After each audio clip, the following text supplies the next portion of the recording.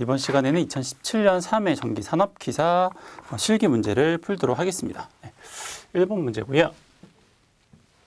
뭐 많이 나오는 거죠. 이제 문제에서 최소 등기구가 얼마냐? 요거는 뭐 형광등이 아니니까 등기구가 몇 개냐 이런 거에 대한 이제 고려는 안 하셔도 되고, 일단 뭐 제일 많이 사용하는 게 이제 애들이 놀고 있는 거였죠, 그렇죠? 애들이 놀고 있는 거, 펀하고 있는 이제 요 식에서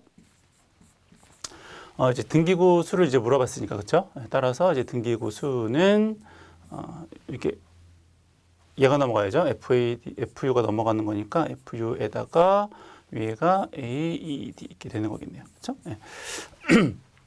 나머지 있는 값들을 한번 쭉 대입을 해보면 사무실 크기는 12 곱하기 24래요. 그러니까 요거는 12 곱하기 24 이렇게 되겠죠.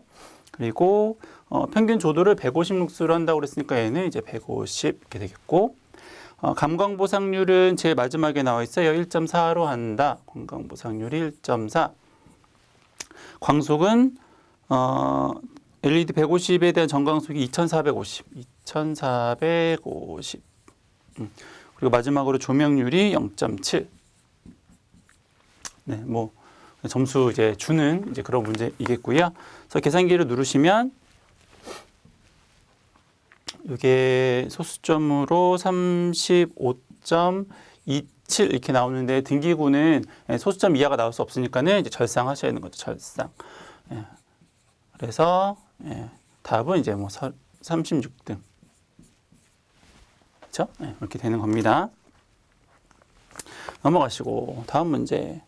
요건 이제 뭐 여러 번 이제 물어봤었던 문제고요. 그러니까 이제 그림에서 이제 보시면 뭐 따로 설명은 특별히 드리진 않겠고, I1하고 I2, 그러니까 I1에서 A, B에서 I2로 해가지고 이렇게 이제 회로가 일반적인 정상적인 상태에는 이제 그렇게 전류가 이제 돌다가 만약에 이제 상간단락 같은 게 이제 발생을 하면 이제 그 C 부분에 이제 그 I1하고 I2 중에서 어떤 이제 큰 값에 작은 것을 빼겠죠. 어쨌든 그 두 전류의 차에 대한 전류가 이제 그 C로 이제 흐르는 거죠. 그래서 이제 동작을 하게 되는 그런 이제 차동 계전기다라고 이제 보시면 될 것 같고요. 뭐 특별한 내용은 아니니까 그냥 넘어갈게요. 3번 문제.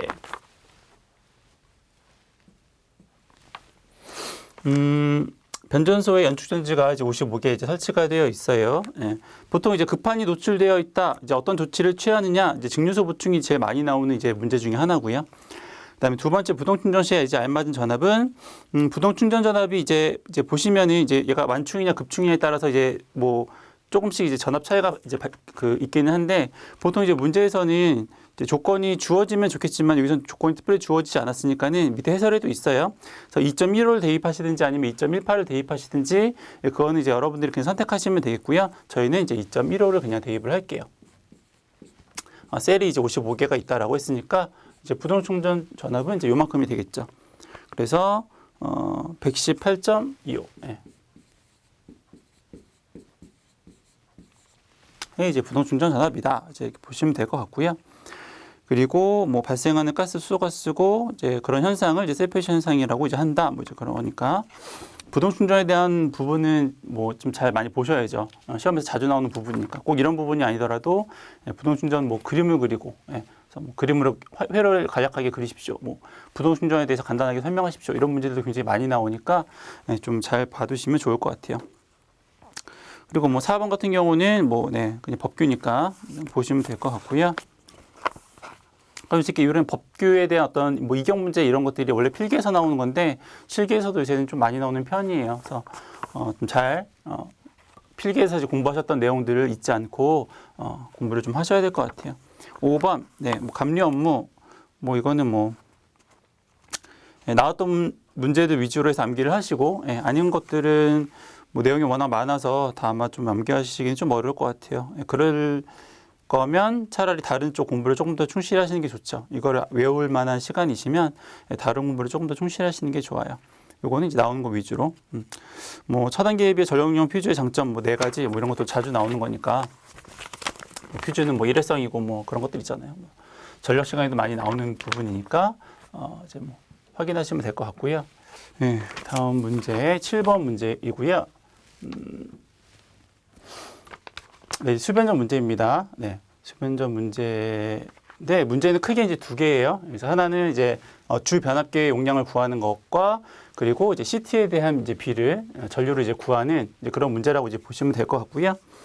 1번 문제부터 보면 A, B, C, D 뱅크에 같은 부하가 걸려 있고요. 각 뱅크의 부등률은 1.1이라고 나왔어요. 네.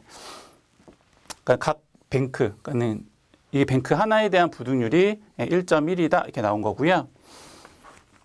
그리고 전 부하에 대한 합성 역률은 0.8입니다. 그리고 부등률이 1.1이고 역률은 0.8이고 좀 적을게요.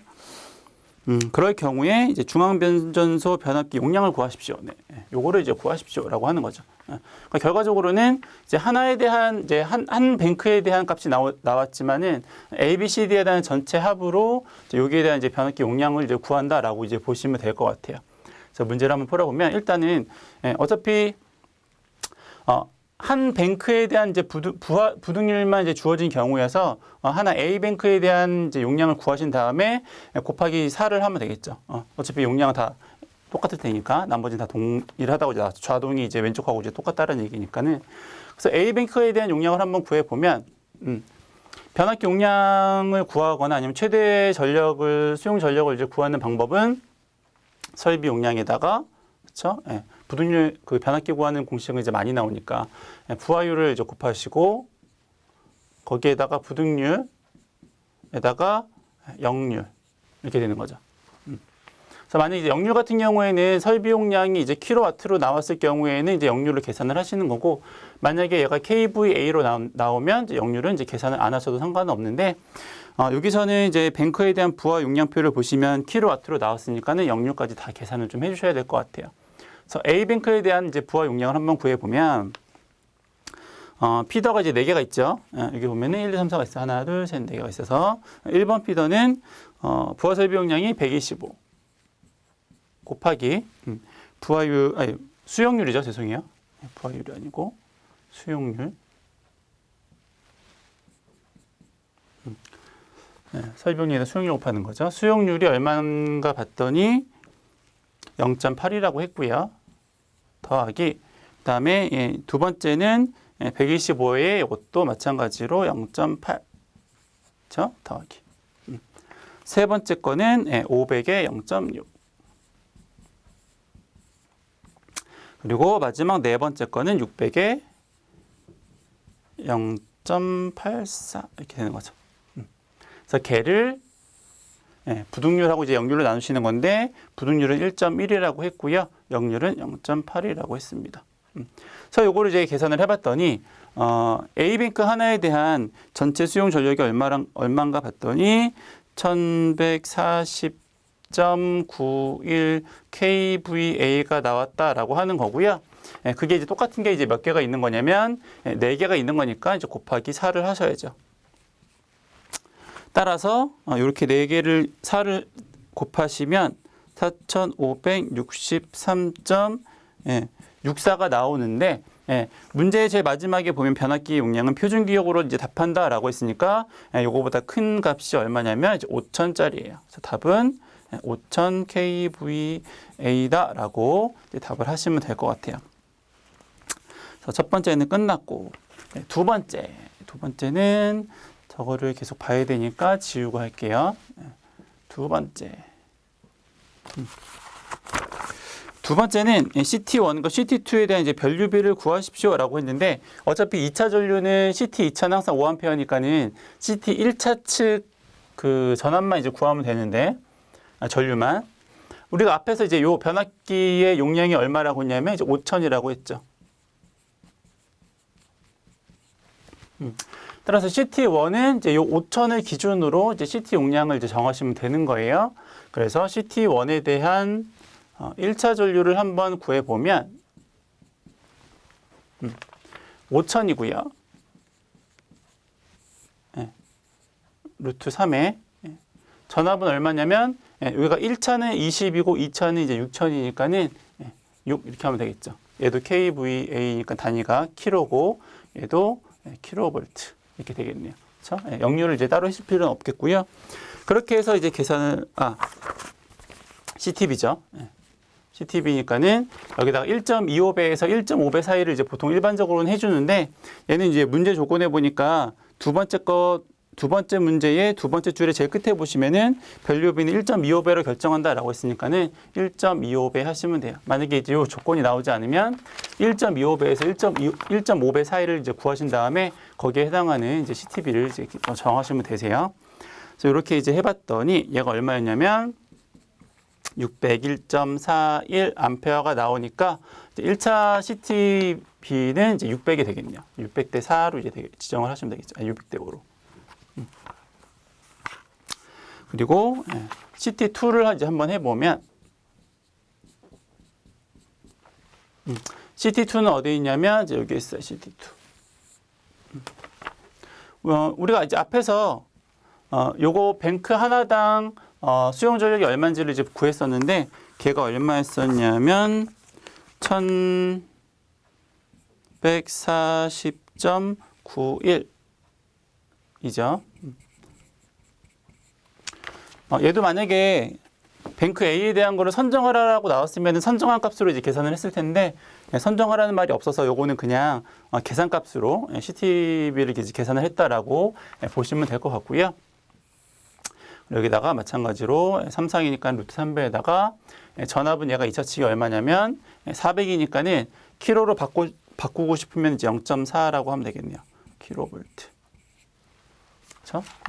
얘도 마찬가지로 1.25배를 하면 얘가 계산값이 얼마가 나오냐면 2058.45가 나오는데 전격에 이제 가장 가까운 요 값에서 제일 가까운 전격을 답으로 하는 거기 때문에 2000에 5라고 하시면 됩니다. 그래서 뭐 CTB 구하는 거 이런 것들도 많이 연습하셨을 테니까는 이거 하는 거랑 변압기 용량 구하시는 것들은 실수하지 않도록 아까 저처럼 막 이런 거 빼먹으면 이제 큰일 나죠. CTB 이제 계산하실 때는 항상 1.25나 1.25에서 1.5배 사이를 이제 계산을 한다라고 기억을 좀 해주시면 좋을 것 같아요. 넘어가시고.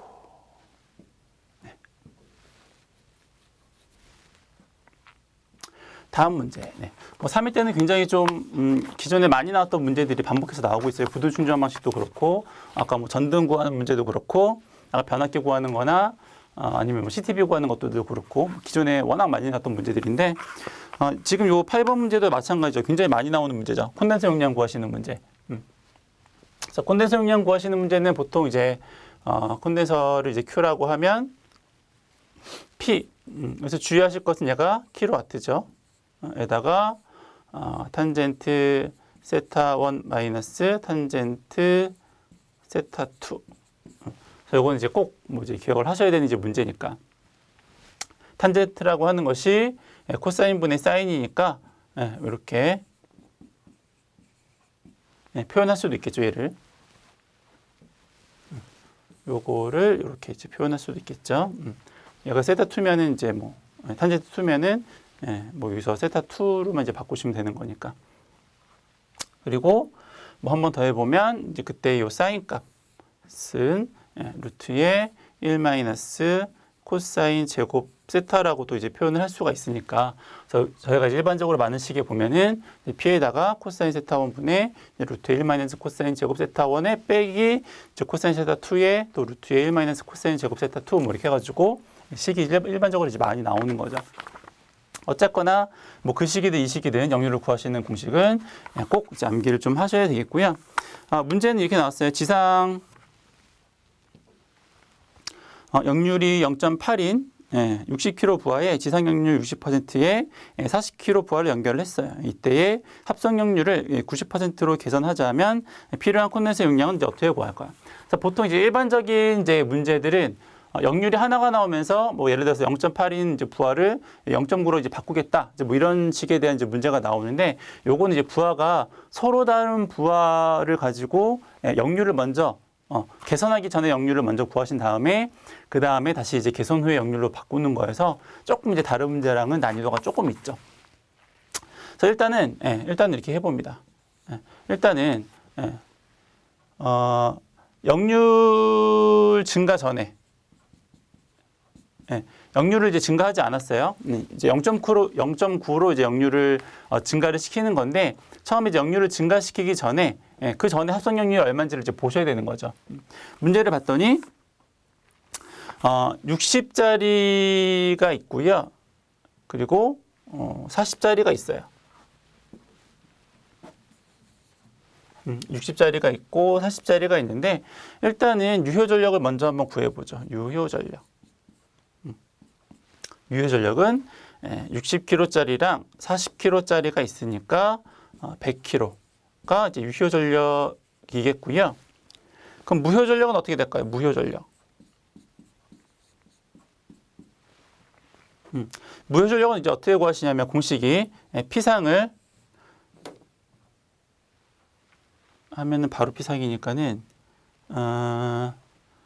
P상을 사인으로 곱하시면 되는데 P상을 사인 세타 무효율을 이제 곱하시면 되는데 만약에 P상이 나오지 않았고 이제 방금 위에 것처럼 이제 유효 전력이 나오게 되면은 유효 전력을 역률로 나눈 다음에 그 다음에 다시 사인을 이제 곱하시는 거죠. 그렇죠? 예. 이게 이제 P상 전력에 대한 값이니까. 그러면 역률 계산하기 전에 이제 무효 전력에 대한 값은 이제 어떻게 될까요? 쭉 다시 한번 연결을 해보면 60짜리를 하나를 이렇게 계산을 하고 더하기 다시 40짜리를 이렇게 한 번 더 계산을 하셔야 돼요. 그러면 60짜리를 이제 계산을 해보면 역률이 얼마인가 했더니 60일 경우는 역률이 0.8이래요. 코사인 0.8이면 사인이 0.6인 거는 이젠 다 아시겠죠. 그리고 40짜리. 40짜리는 역률이 얼마인가 했더니 0.6입니다. 그럼 0.6이니까는 코사인이 0.6이니까 사인은 0.8이 되겠죠. 뭐 이 정도는 이제 일일이 계산 안 해도 되겠죠. 그랬을 경우에 이제 무효율이 얼마가 나오냐면 98.33이 나온대요. 98.33 단위는 kVAR. 이제 요거는 역률 계산 전에. 그럼 두 번째. 그럼 역률을 이제 계산을 했어요. 얼마로 계산을 하는 거냐면 0.9로 이제 역률을 이제 계산을 하면 역률을 0.9로 계산을 했을 경우에 그러면 이제 그때 무효율은 어떻게 될까요?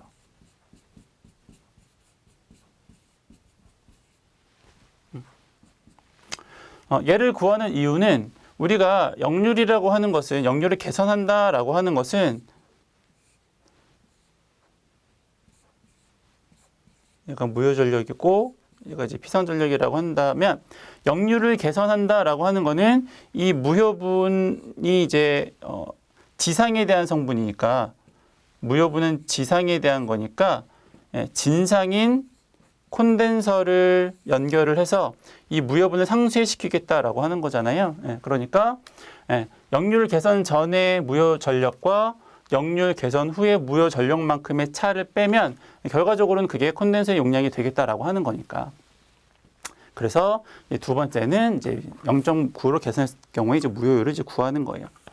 그러면 구하는 공식은 이제 마찬가지고, 그때의 계산 이제 후니까는 역률을 달았을 때 계산 후니까는 유효 전력은 100이고, 얘가 100이니까 유효 전력은 역률은 0.9겠죠.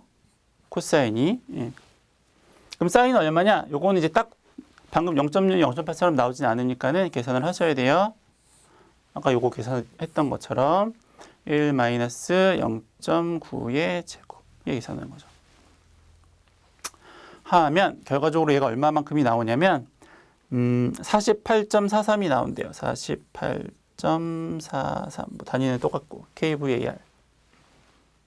결과적으로 여기에서 요거를 뺀 값이 계산하기 위한 콘덴서의 크기다, 값이다 라고 이제 보시면 될 것 같고요. 그렇게 계산하시면 답이 49.9 kVA가 나옵니다. 그렇죠? 여기 나오는 식들은 다 중요한 식들이에요. 뭐 기본적으로 알아야 되는, 그렇죠? 그리고 무효율. 기본적으로 다 좀 아셔야 되는 식들이니까 꼭 기억을 해두시고 하나만 더 여기서 굳이 안 써도 되지만 해보자면 유효 전력 같은 경우에는 보통 이제 P로 쓰는데요. 얘는 피상 전력에다 코사인 세타만큼을 이제 곱하는 거죠. 요거는 무효 전력이고 요거는 유효 전력이고. 그렇죠? 그럼 피상 전력은 마지막으로 피상 전력은 우리가 어떻게 구할 수 있냐면 피상 전력은 유효 전력에다가 무효 전력의 제곱해서 루트를 씌우면 이제 피상 전력이 되겠더라. 그렇죠? 여기 나오는 이런 식들은 꼭 암기를 하셔야죠. 다른 쪽에서도 많이 나오니까 꼭 기억을 좀 해주시면 좋을 것 같습니다. 넘어가시고 9번 콘센트 기호 넘어가시고 몰드 변압기 열화 원인 4가지 쓰시면 될 것 같고요. 11번 11번 문제도 종종 나오는 것들이니까 그렇죠? 양수형 펌프의 용량을 구하는 이런 문제들은 시험에 이것도 종종 나오니까는 기억을 좀 해두시고 이 문제도 방금 전에 풀었던 것처럼 일반적인 형태는 아니에요. 보통은 이제 초당이냐 아니면 분당이냐라고 해가지고 9.8에 대한 식을 대입할지 아니면 6.12에 대한 식을 대입할지 해서 이제 구하는 문제인데 요거는 이제 하나 조금 더 첨가를 해서 그때의 이제 변압기 용량까지 이제 물어보는 이제 문제라고 보시면 될 것 같고요. 일단 이 문제를 보시면 매분이라는 말이 나왔으니까는 일단 전동기 용량은 6.12의 효율의 KQH 그렇죠? 양수량에다가 양정을 이제 곱한 이제 요 식으로 이제 대입을 하시면 되겠고요. 나머지는 여기다 대입하는 것 자체는 어려운 거 아니니까 효율이 얼마인가 봤더니 세 번째 줄 처음에 나오네요. 0.68 그리고 높이는 15m고 그리고 맵은 18세제곱미터고 여유율은 펌프의 축동력의 15%의 여유를 이제 본다라고 했으니까는 15% 여유니까는 1.15 그렇죠? 100%에다가 15%가 더 이제 가해진 경우니까 1.15를 이제 계산을 하셔야 되겠죠. 그래가지고 계산기를 한번 눌러봤더니 얘가 얼마가 나왔냐면 74.61이 나왔죠. 74.61. 근데 이제 문제가 요걸 물어본 게 아니고요. 문제를 계속 읽어보면 그렇게 15m인 탱크의 양수를 하는데 필요한 전력을 V결선 변압기로 공급한다면 그때 한 대 용량이 얼마일까요? 라고 이제 물어본 거죠. 우리가 V결선을 했을 때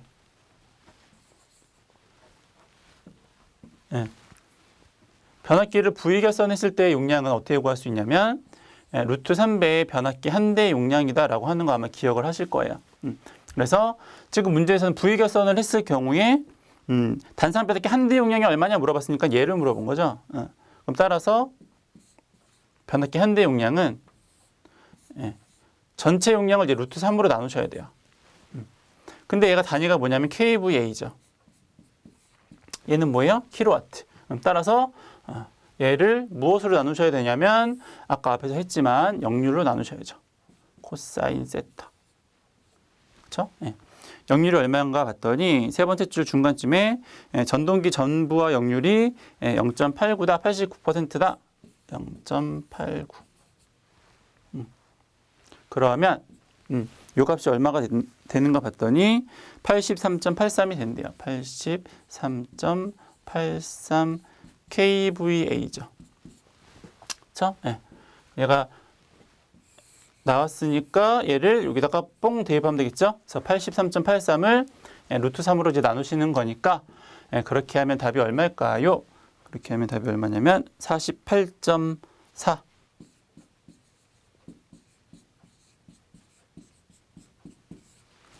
이렇게 되더라라고 하는 거죠. 보통 문제는 여기까지. 그렇죠? 일반적으로 나오는 전동기 양수형 전동기 펌프의 용량을 구하십시오라고 하는 건 이제 여기까지고요. 조금 더 이제 응용을 해서 그러한 이제 용량만큼 이제 변압기를 설치한다라고 했을 때, 그러면 그 변압기를 V결선을 하려고 한다면 그때 변압기 한 대의 용량은 얼마짜리로 하면 좋겠습니까?라고 하는 거죠. 그래서 이거를 이제 기준으로 해서 계산을 하면 되겠다라고 하는 겁니다. 넘어가시고, 네, PT하고 CT 결선도 뭐 그리시는 거, 예, PT 옆에 PT 오른쪽에 있으니까는 뭐 전압계랑 전압계형 절환계폐기가 있겠고, 그렇죠? CT 오른쪽에는 전류계랑 전류계형 절환계폐기 뭐 있을 테니까 뭐 그냥 결선하는 것들 어려운 거 아니죠? 예. 넘어가시고, 13번 뭐 용어의 정의 뭐 대충 비슷하게 쓰면 돼요. 뭐 이것처럼 이렇게 뭐 길게 꼭 안 써도 상관없고요. 중요한 말들만 꼭 들어가게 사용하시면 돼요. 그래서 변전소 같은 경우에는 외부에서 받던 이제 전기를 다시 변성을 해서 이제 외부로 다시 보내는 거고, 그렇죠? 개폐 같은 경우에는 어떤 전로에 대한 개폐를 하는 이제 그런 거고, 급전소 같은 경우에는 뭐 급전 조작을 하는 곳이다. 뭐 이렇게 쓰면 되죠. 뭐. 토시 하나 안 들고 뭐 다 써야 되는 거 아니니까 대충 여러분들이 이 내용을 가지고 이해하신 상태에서 꼭 필요한 용어들만 적절하게 사용을 하셔가지고 정리를 하시면 될 것 같아요. 저희 이제 문제, 그러니까 이 수험서에 있는 것들은 요 정의가 이게 딱 나와 있죠. 내성 규정이 뭐 내성 규정 이런데 딱 정의가 나와 있는 것들을 이제 다 이제 집어넣는 거기 때문에 이걸 꼭 똑같이 쓸 필요는 없다라고 생각을 하시면 될 것 같아요. 넘어가시고. 네. 네, 시퀀스 문제네요. 네. 도면과 동작 설명을 보고 이제 각 물음에 답하십시오라고 했는데 동작 설명 한번 쭉 읽어보세요.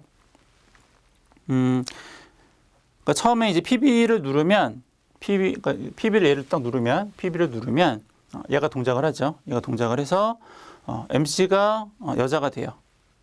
그리고 손을 떼어도 계속 동작을 하니까 자기 유지가 있겠죠. 그리고 두 번째 다시 PB를 누르면 이번 얘가 여자가 된대요.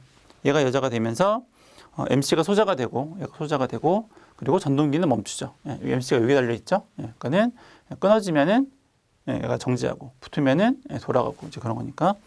그리고 세 번째 보면 다시 PB를 누름에 따라서 1과 2의 동작을 반복합니다. 그러니까 무슨 말이냐면 한 번 누르면 얘가 여자가 돼서 전동기가 돌고요. 또 한 번 누르면 얘가 소자가 돼서 전동기가 멈춘다 이제 그거죠. 가나 릴레이의 B 접점이 서로 하는 역할이 가나가 있어요. 이게 뭐죠? 우리가 1회 2의 문제도 했었나요? 어쨌든 자기께 병렬로 연결되어 있으면 기동하는 버튼과 병렬로 연결되어 있으면 자기 유지고, 그렇죠? 그리고 이렇게 상대방 접점을 직렬로 갖다 쓰면 요거는 인터록이다 이렇게 말씀을 드렸어요. 그래서 이게 보시면은 RY1이 RY1이죠. 이렇게 되는 거고 RY2가 여기에 이렇게 있으니까는 요거는 뭘 의미하냐면 인터록을 의미하죠. 동시 투입을 방지하는. 그렇죠? 그리고 요것처럼 생긴 거는 이렇게 병렬로 연결되어 있는 거는 자기 유지. 에 대한 형태다라고 이제 보시는 겁니다. 넘어가고 그렇다라는 거고요. 이제 문제를 이제 풀어야죠. 그래서 이제 일단 이제 가번하고 나번은 이제 인터록에 대한 겁니다. 무슨 접점이라고 하는가? 뭐 인터록 접점이라고 한다 이렇게 하시면 되고요. 문제에는 안 나왔지만 1, 2, 3번, 1, 2, 3, 4번에 해당하는 접점을 일단 한번 써볼게요. 그래야지 이해하기가 편해서.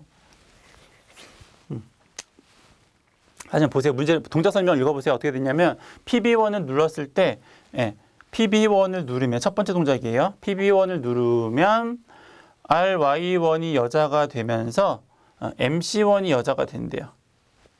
그렇죠? 첫 번째가 그거죠. 그리고 손을 떼어도 계속 운전이 된다더라. 뭐 이렇게 있어요. 그럼 보세요. 처음에 2번에 들어가는 접점은 명칭은 모르겠는데 여기는 A 접점이 들어가면 안 돼요. 왜냐면 얘를 누르자마자 얘가 여자가 되는 거니까. 그렇죠? 얘가 누르자마자 여자가 되려면 여기는 B 접점이 들어가야 됩니다. 그렇죠?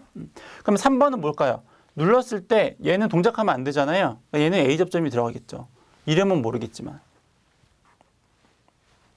그리고 요걸 눌렀을 때 MC가 여자가 된다라고 하는 말은 얘도 B 접점이죠. 그래야지 얘가 이렇게 되면 여기에 여자가 되면서 얘가 달라붙을 때니까 이렇게 흘러서 MC가 여자가 되겠죠. 이해 가시죠? 그리고 마지막으로 PB에서 손을 떼어도 MC가 계속 여자가 된다라는 말은 무슨 말이냐면 자기유지가 있어야 된다라고 하는 건데 지금 여기에 자기유지가 안 붙어 있잖아요. 예. 그럼 어디서 자기유지가 되어야 하냐면 여기서 자기유지가 되어야 하겠죠. 그래서 얘는 MC A 접점입니다. 그렇게 되겠죠. 됐죠? 예. 1번 얘를 누르면 얘가 여자가 됐어요. 얘가 붙으니까는 해서 여자가 되고 요거에 의해서 자기유지가 되고 그렇죠? 첫 번째 건 끝났고 이제 떨어졌어요. 누르다가 손 뗐으니까 두 번째 다시 누릅니다. 두 번째 눌렀을 때는 이제 뭐 어떤 게 여자가 되는 거냐면 RY2가 여자가 되는 거예요. 그렇죠? RY2가 여자가 된다라고 했는데 지금 파란색 그림으로만 보니까 RY2가 여자가 될 수 없죠. 그럼 RY2가 여자가 되기 위해서는 얘가 무슨 접점으로 바뀌어야 되냐면 B접점으로 바뀌어야 돼요. 근데 PB를 눌렀을 때 뭐가 동작을 했냐면 MC가 여자가 됐죠. 그러면 MC가 여자가 됐으니까 MC에 해당하는 접점들이 움직여야 되는데 얘가 원래는 A접점이었다가 B접점으로 바뀌려면 그 접점의 이름이 뭐가 될 수밖에 없냐면 MC가 될 수밖에 없다. 이제 뭐 그런 거죠. 그럼 얘도 마찬가지겠죠. 두 번째 눌렀을 때는 얘는 여자가 되면 안 되는 거잖아요. 그러면은 첫 번째 동작을 했을 때 얘가 A 접점으로 바뀌었다라는 의미인데 그렇게 하기 위해서는 접점이 MC에 대한 것밖에 없겠다라고 하는 거죠. RY에 대한 접점은 따로 있으니까.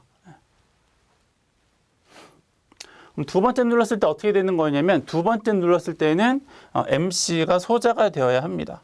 그렇죠? 그럼 요 회로에서 MC가 소자를 하기 위한 접점은 요 놈밖에 없죠. 근데 얘가 MC는 되면 안 되죠. 왜냐하면 MC가 되면 얘가 여자가 되는 순간 떨어질 거 아니에요. 그건 MC는 아닐 거예요. 그럼 두 번째 눌렀을 경우에 얘를 떨어뜨릴 수 있는 접점이 뭐가 있냐면 RY2가 있죠. 얘가 여자 되면. 얘가 여자 되는 순간 얘가 떨어지겠죠. 이렇게. 그러면 멈출 테고. 다시 누르면 파란색으로 동작을 하고 또 누르면 빨간색으로 동작을 하고 이런 것들을 이제 반복을 하는 회로다라고 이제 보시면 되겠다라는 거죠. 그래서 일단 접점까지 그냥 했고요. 운전 중에 과전류로 인해서 열동계전기가 동작을 하면 얘가 동작을 했어요. 열동계전기가 동작을 하면 다 멈춘다는 얘기죠. 다 끊어진다는 얘기니까 그때 불은 녹색 등이 이제 불이 들어오겠죠. 동작하고 있을 동안에는 빨간색 불이 들어오겠고, 그렇죠? 녹색 등, 노란색이요. 네. 그리고 점선 부분에 대한 논리식과 무접점 회로를 표현하십시오라고 했는데 여기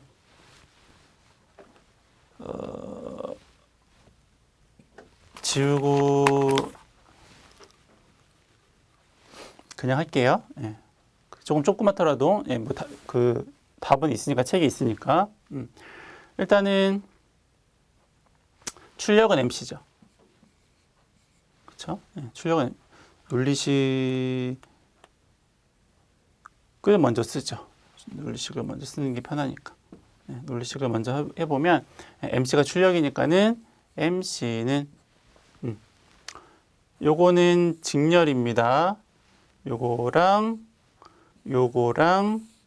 요거는 직렬로 연결되어 있고요. 얘는 병렬로 연결되어 있어요. 그럼 식을 이제 어떻게 쓰는 거냐면 병렬은 더하고 직렬은 곱하는 거예요. 그러면 직렬로 연결하는 게 RY2의 B접점. B접점이었어요. 거기에다가 요거 RY1 더하기 MC. 그리고 마지막으로 THR 열동계전기죠. 요것도 B접점이니까는 걔를 직렬로 세 개가 연결되어 있는 거니까 곱하기 이렇게 되는 거죠. 얘가 논리식.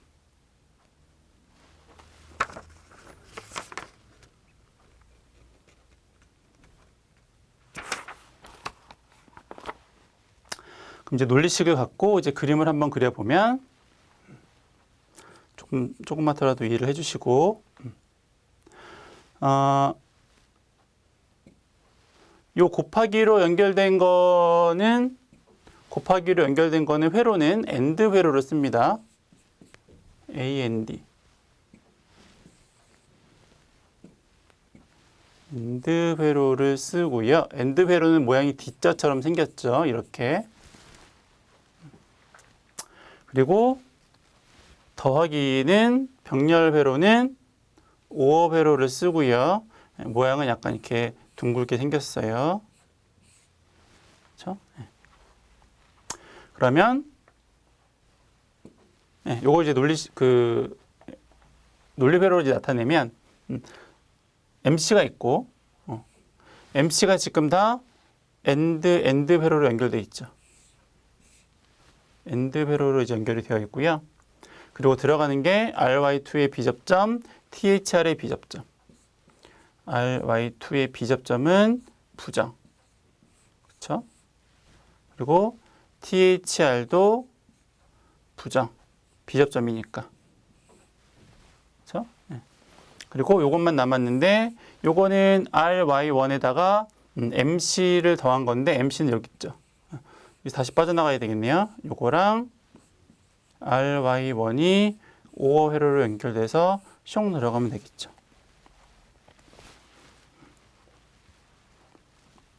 네. 안 지우고 하려다 보니까 약간 좀 지저분해졌는데 어쨌든 이제 그런 개념들을 기억을 해주세요. 이쁜 그림은 책에 있으니까.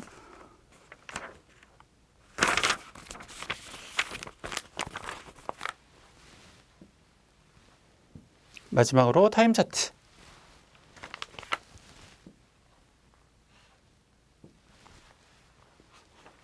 어떻게 동작하는 거라고 말씀드렸냐면 한 번 누르면 MC가 동작하고 그다음에 두 번 누르면 MC가 꺼지고 제가 그걸 이제 반복을 하는 회로라고 이제 말씀드렸어요. 그러면 처음 PB를 이제 누릅니다. PB를 누르면 RY1이 동작을 하는데 얘는 자기 유지가 안 돼요. 끊어지면은 바로. 그러면 어쨌든 뭐 홀수번 누를 때는 계속 이제 RY1이 동작을 하겠죠. 그림에 보시면 얘가 자기유지처럼 보이긴 하는데 자기유지 아닙니다. 예. 손 떼는 순간, PB에서 손을 떼는 순간에 그 하단에 있는 게 다 멈추니까 자기유지 아니에요. 예. 그림을 잘 보세요.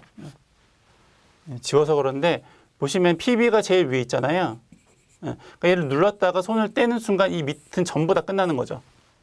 예. 무슨 말인지 아시죠? 예. 그래서 모양이 자기유지처럼 이렇게 비슷하게 생겼는데 여기 RY1이 있어서 여기도 RY1이 있어가지고 자기 유지랑 비슷하게는 생겼는데 여기서 끊어지면 밑에는 다 끝장나는 거니까 눌렀다 손을 떼는 순간 밑에는 다 죽는 거예요.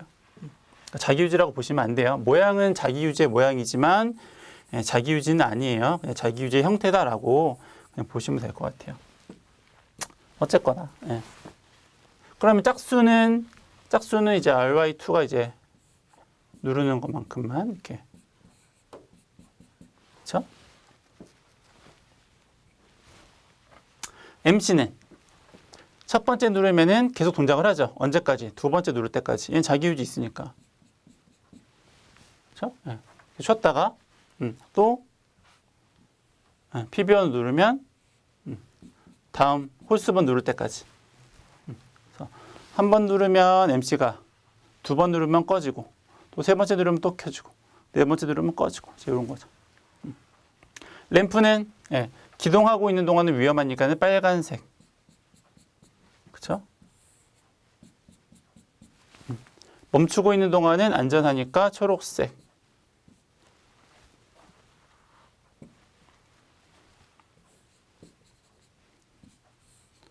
이렇게.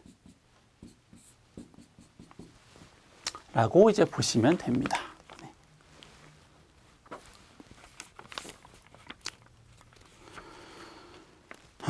15번은 뭐 전력에 나오는 거죠. 뭐 순시, 뭐 정한시, 뭐 반한시 뭐 이런 것들 해설이 잘 나와 있으니까 읽어보시면 될 것 같고요. 16번 절연 내력 시험에 대한 이제 문제입니다.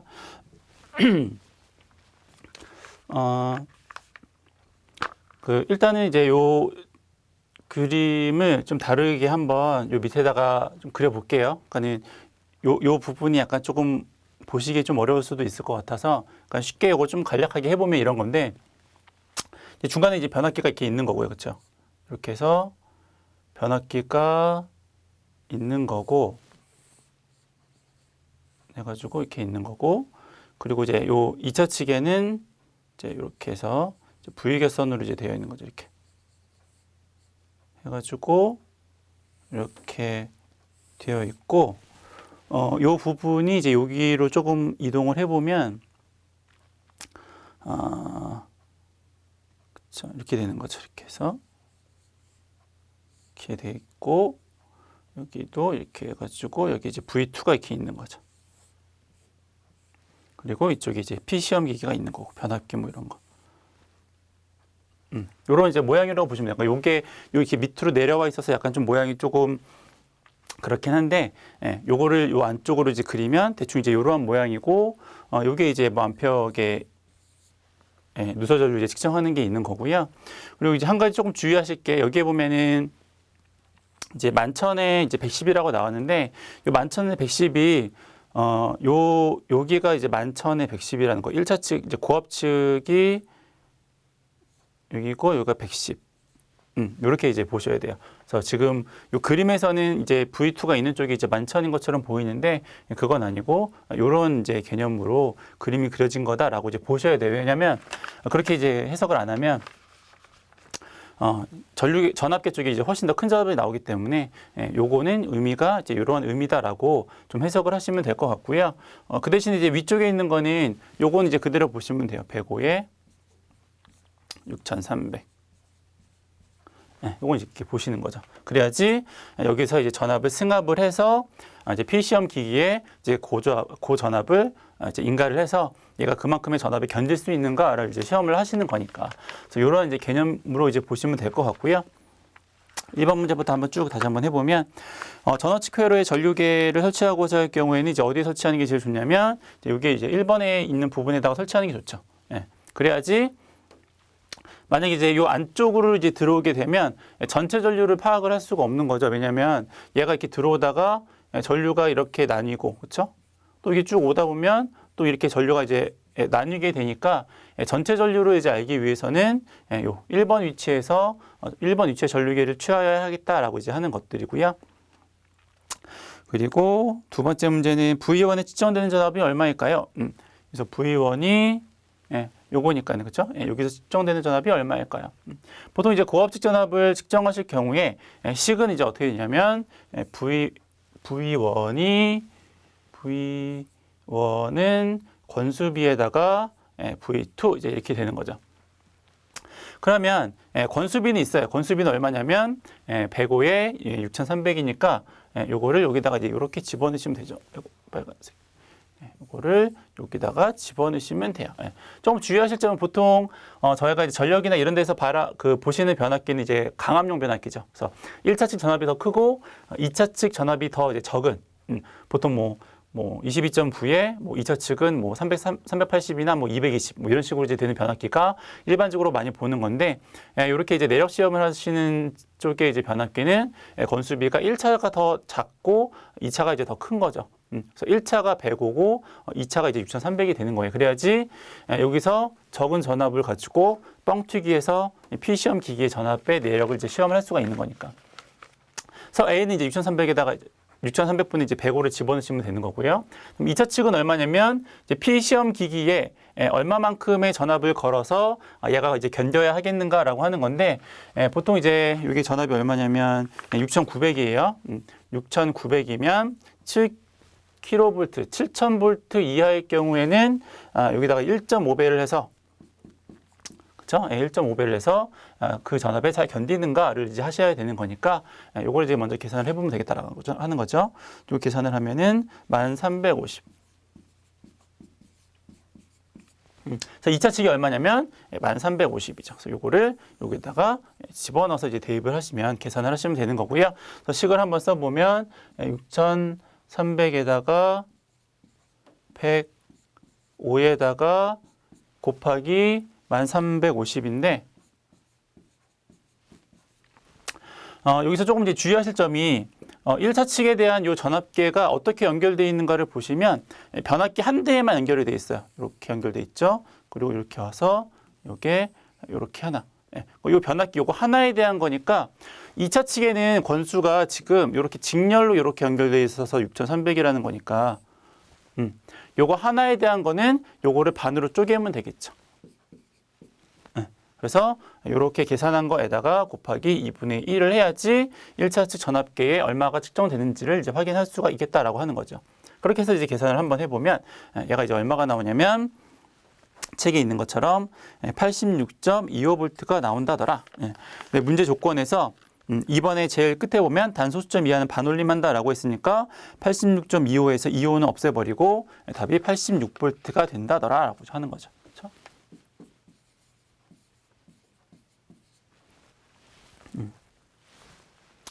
그리고 전압 건수비 이제 집어넣는 거 조금 주의하시고, 그 얘가 전체 건수의 반만을 가지고 전압계 측정하는 거니까 여기에 2분의 1을 집어넣는다라고 하는 거 좀 이제 주의를 좀 해주셔야 될 것 같아요.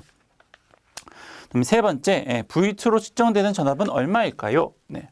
여기죠. V2로 측정되는 전압은 얼마일까요? 여기서 그냥 바로 해보면 V1은 A 곱하기 이제 V2인데, 그럼 V2는 얼마예요? 뒤집어서 A1분의 건수비분의 이렇게 되는 거죠. 건수비가 어딨냐면 여기 있어요. A가 110분의 10,000이니까 A분의 1을 뒤집어야죠. 그러면 10,000분의 110 에다가 여기 1차 측, 그렇죠? 1차 측 전압이 얼마였냐면 요 P시험 기기에 가하는 전압이니까 13,500이 되겠네요. 13,050 1350 그렇죠? 그래서 요걸 이제 계산기로 누르시면 103.5 이렇게 해서 이제 3번을 하시면 될 것 같고요.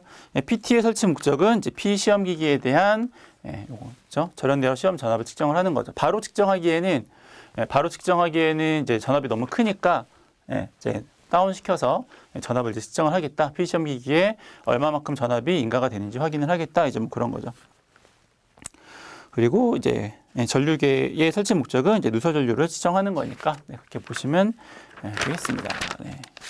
넘어가시고 18번 문제는 원래 이제 제어에 나오는 그런 건데 자꾸 이런 문제가 나온다 이거죠. 필기 문제가 자꾸 실기에 나와서 자꾸 곤란스럽게 만들어요. 그래서 이거 이제 마지막으로 풀면 전력량이 얼마일까요? 1공급 전력량이니까는 하루 동안에 전체 사용한 값이 얼마일까요? 라고 이제 보시는 거고요. 뭐 이거 다 이제 곱하는 거잖아요. 그렇죠? 가로 세로 곱하면 이제 면적이 되는 거니까. 여기는 2000 곱하기 6 이렇게 하는 거죠. 그렇죠? 그리고 또 여기는 이만큼. 그렇죠? 여기도 6시간이니까는 3000 곱하기 6. 그리고 여기는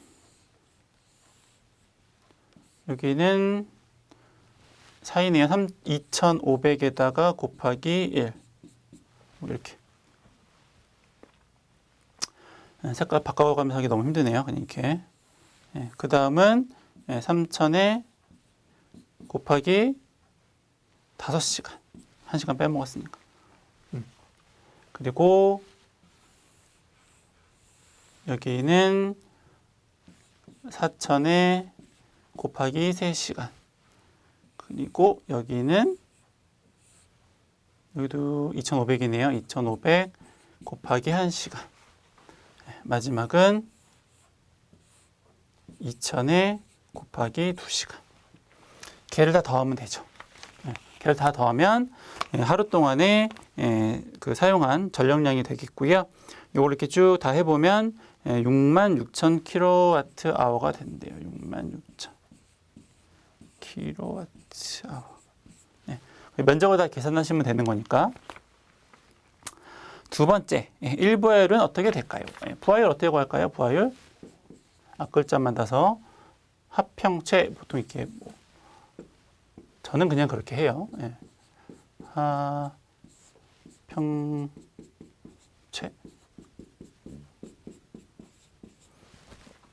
부하율은 이제 평균 전력을 이제 최대 수용 전력으로 이제 하는 건데, 요거는 4,000이죠. 4,000이에요. 가장 이제 설비용량이 가장 많이 사용되었을 때가 됐고, 그리고 평균 전력은 얘를 24시간으로 이제 나누면 되는 거죠. 그러면 얘가 얼마인가 봤더니 2,750이래요. 2,750을 대입하고 2,750 나누기 4,000 곱하기 100 하시면 68.75%